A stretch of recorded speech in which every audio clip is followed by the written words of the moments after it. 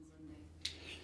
Yeah, obviously it was a great night for us, an important competition that we have a lot of hope on it, and the manner and the way we did it obviously lifted everybody. That's the past, unfortunately. So it's about what we do today, the preparation for tomorrow, and try to replicate a great performance again on Sunday.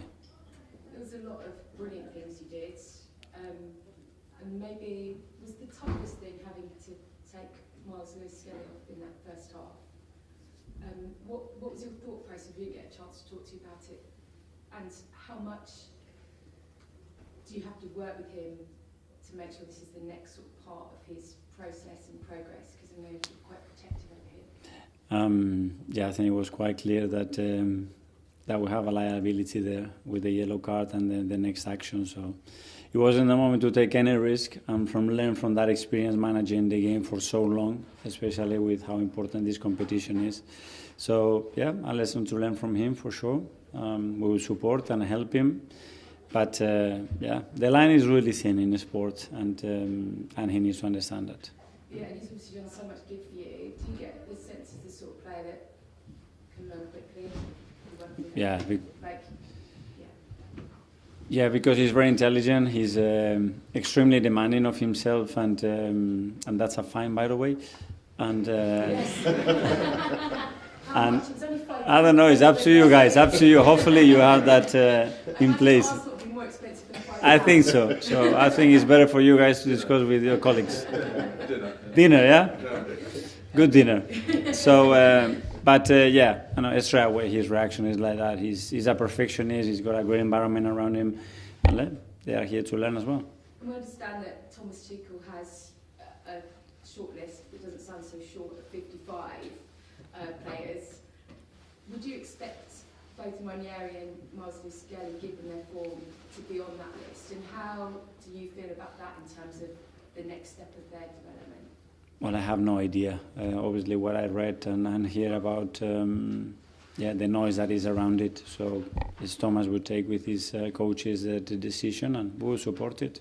But obviously, somebody who's nurturing them, would you like to see that? Would you feel at this point in their career that's good for them? To be around a different environment, to learn something a bit different?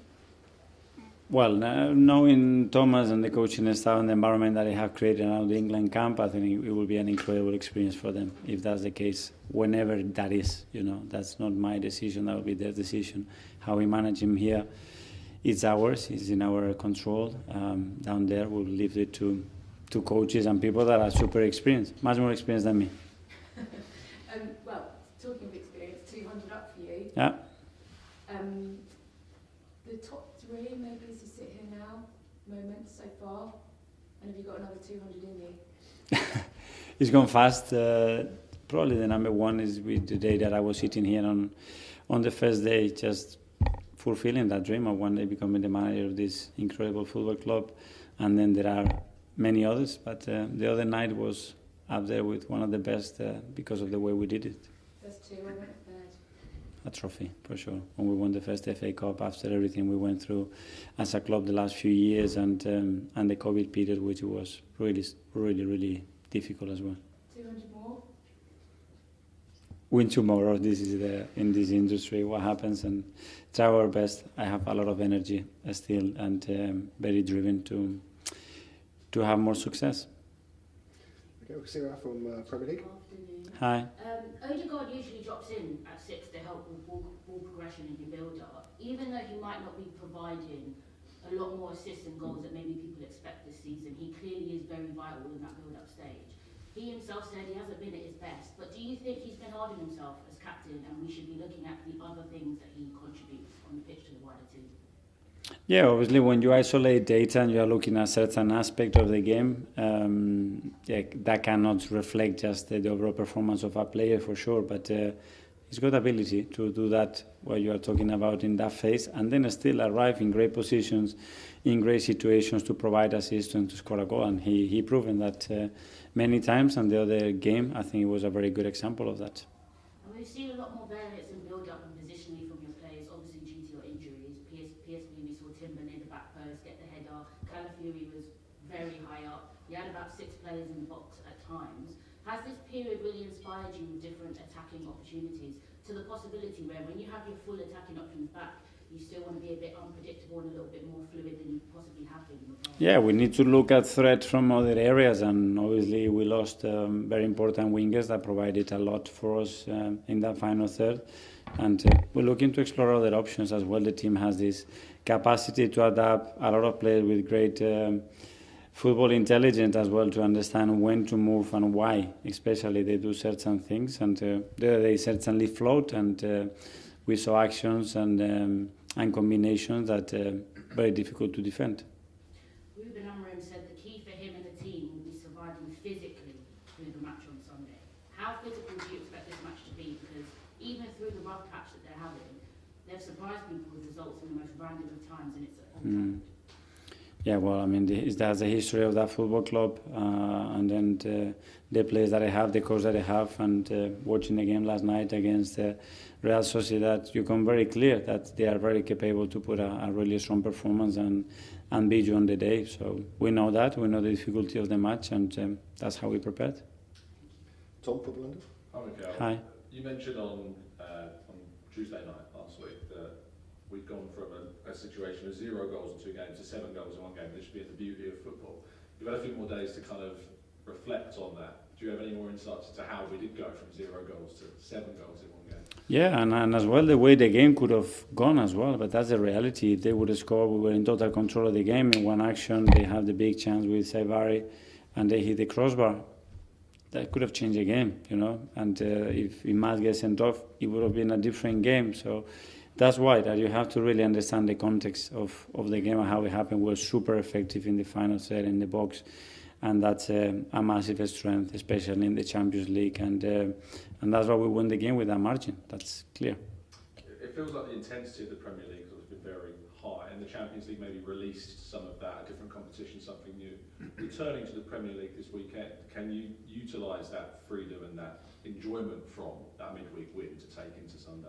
Yeah, I mean, it goes through momentum and, again, what the game provides, because we've been really good in certain games, but the result wasn't coming fast enough. The things were coming in the right moment, at the right time, in the right way, and that's very helpful. So every game is different on that. Simon, Evening Standard. Hi, Mikel. Can I just ask you about Chido, who you could come up against on Sunday? Just what were your emotions in the summer when he left? Obviously, he was a player, he had his young player, a lot of talent. Yeah, I wasn't too involved in that decision. Obviously, when a player decides that the best pathway for him is to leave, there's not much you can do. Very unfortunate, because we want to keep, obviously, our players from the academy and to be very successful with the first team. But in that case, or with Aiden, we weren't able to do that. There was a sort of feeling at the time, I think, among some fans that young players maybe didn't have a sort of pathway. Do you think that now this season with Ethan and Miles, that sort of perception has gone, and that there is proof that if you're a young player and you've got the talent, you can play in the first team? I don't know what the perception is out internally, not, and the reality is very different, because those players are always with us. I mean, I guarantee you that if there is a player there that can help and impact the first team, is going to be with us. James, Athletic. Hi, Mikel. Just on Miles quickly, is it a difficult challenge to strike the right balance with him? Because physicality, riding the challenges, the winning duels, is such a fundamental part of who he is on the pitch. How do you control that without taking it away from his game? I think dominating the situation, that's it. Controlling the situation. You need to dominate what space you are defending, what is the level of exposure that you have, is the opponent facing you, not facing you. So what is the probability to win that ball, and when you have to commit to certain duels. And there you have to apply defensive principles that are very clear, to most of the time have the best possibility to win the ball and don't get yourself exposed. If you don't do that, at that level, big problem. And just on the other left back, Ricky, I mean, he's shown this incredible attacking intuition. Like, he looks like a centre forward at times, the way he moves, the way he finishes.